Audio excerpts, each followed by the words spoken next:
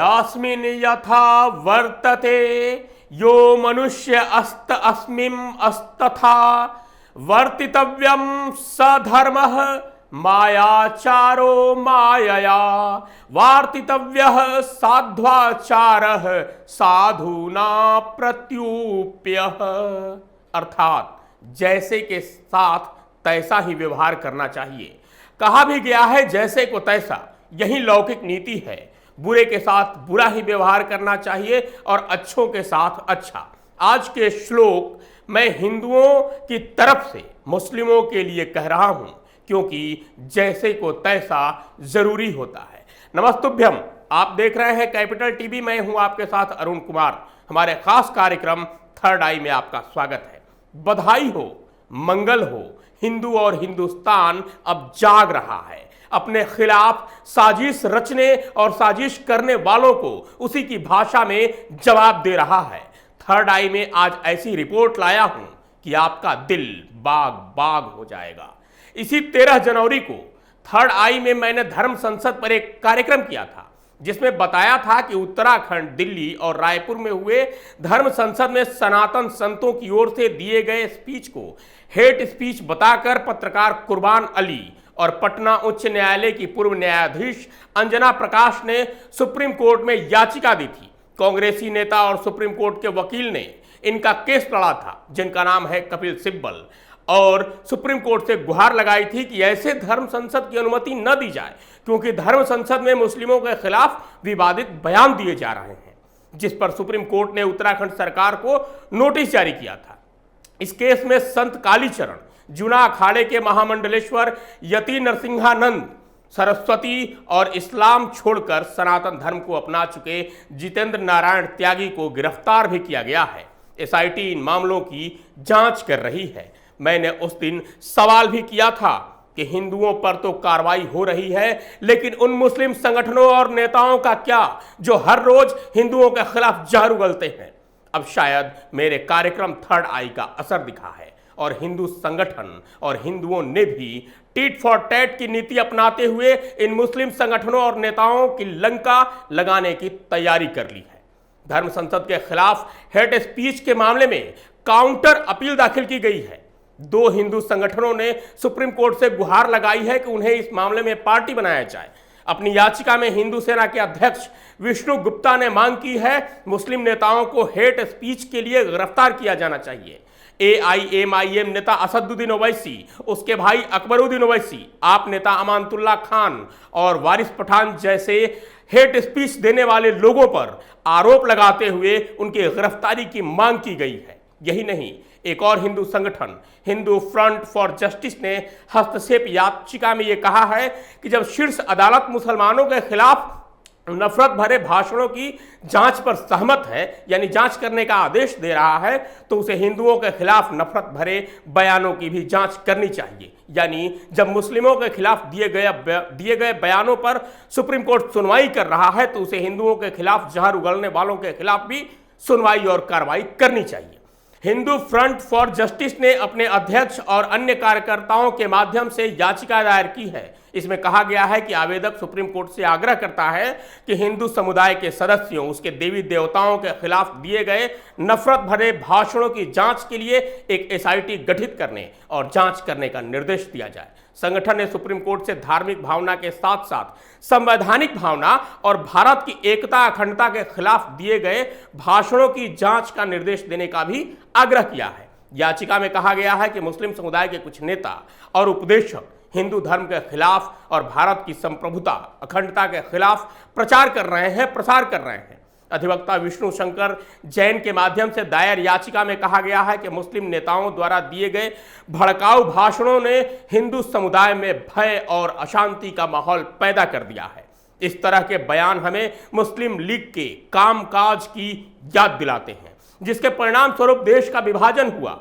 हिंदू संगठन इसके लिए पूरी तैयारी के साथ सुप्रीम कोर्ट पहुंचा था।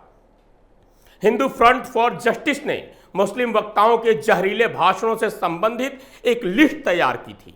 इन भाषणों में मुस्लिम संगठन के नेताओं, मौलवियों और राजनीति से जुड़े उन मुस्लिम नेताओं के नाम हैं जो अक्सर हिंदुओं को गाली देते हैं, देवी देवताओं पर अभद्र टिप्पणी करते हैं, हिंदू संगठनों की तरफ से वकील विष्णु शंकर जैन ने सुप्रीम कोर्ट से कहा है कि जब हिंदुस्तान में सभी धर्म के लोगों को समान रूप से संरक्षण का अधिकार है तो हिंदुओं को क्यों नहीं। इस मामले में कोई अल्पसंख्यक और बहुसंख्यक की परिभाषा क्यों, कोई हिंदू मुस्लिम क्यों। सुप्रीम कोर्ट से ऐसे मामलों में हस्तक्षेप करने और दखल देने की बात कही गई है, मांग की गई है। वहीं एक और खबर है कि पंजाब कांग्रेस अध्यक्ष नवजोत सिंह सिद्धू के सलाहकार मुस्तफा पर आईपीसी की धारा 153A के तहत एफआईआर दर्ज किया गया है। यानी किसी धर्म या समुदाय के विरुद्ध दुर्भावनापूर्ण कार्य या टिप्पणी करने के आरोप में धारा 153A के तहत केस दर्ज किया जाता है। मोहम्मद मुस्तफा नवजोत सिंह सिद्धू के सलाहकार हैं, लेकिन ये उनका आधा परिचय है। उनका पूरा परिचय यह है कि वे पूर्व आईपीएस ऑफिसर हैं, पंजाब के डीजीपी रह चुके हैं, पंजाब सरकार में मंत्री रजिया सुल्ताना के पति हैं और अब रजिया सुल्ताना पंजाब के मालेर कोटला से कांग्रेस उम्मीदवार हैं, जिनके लिए मोहम्मद मुस्तफा संगरूर के मालेर कोटला में प्रचार करने पहुंचा था। सच तो यह है कि इसे प्रचार न कहिए, कहिए कि हिंदुओं को धमकी देने पहुंचा था। मोहम्मद मुस्तफा के उस जहरीले बोल का वीडियो वायरल हो गया। इसमें वो कह रहा है कि अल्लाह की कसम खाकर कहता हूं कि हिंदुओं का कोई जलसा नहीं होने दूंगा।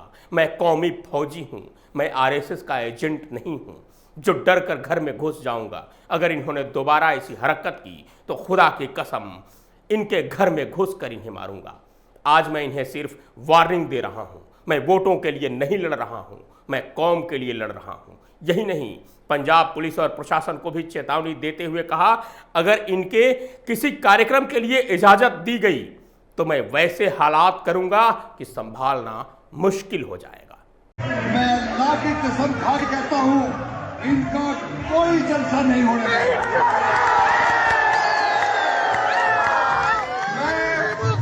मैं कौमी फौजी हूं, मैं कौमी सिपाही हूं, मैं आरएसएस का एजेंट नहीं हूं जो डर के घर में घुस जाऊंगा। अगर दोबारा इन्होंने ऐसी हरकत की, खुदा की कसम इनके घर में घुस के मारूंगा। ये आज मैं सिर्फ वार्निंग दे रहा हूं, मैं वोटों के लिए नहीं लड़ रहा, मैं कौम के लिए लड़ रहा हूं।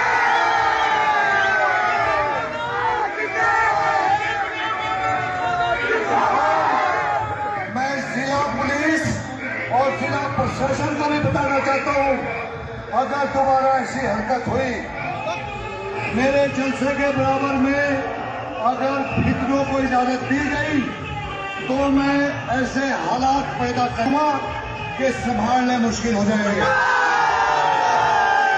अब जब एफआईआर दर्ज हो गई है तो मुस्तफा के जहरीले बोल मीठे बोल में बदल गए हैं। सफाई दे रहा है कि वो हिंदुओं के लिए नहीं बल्कि उपद्रवियों के लिए कह रहा था।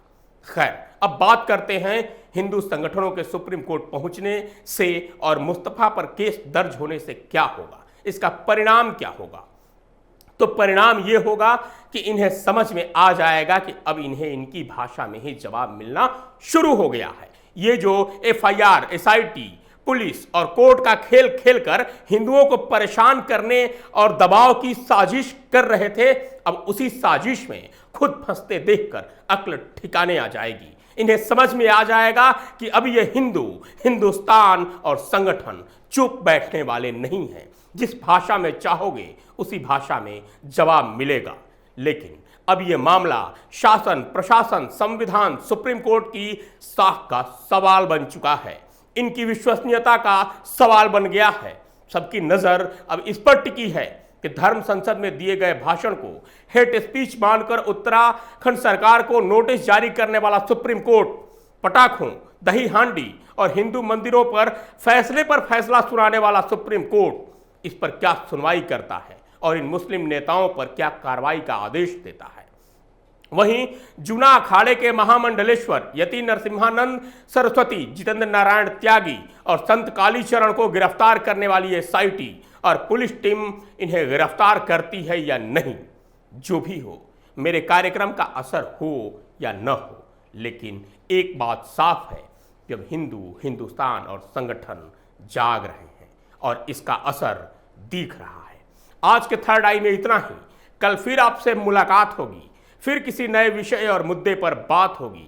तब तक के लिए इन पंक्तियों के साथ विदा लेता हूं कि जल को जल, मीन को मीन कह दिया, आकाश को आकाश, जमीन को जमीन कह दिया। गुनहगार हो गए उनकी नजरों में, रात को रात और दीन को दीन कह दिया।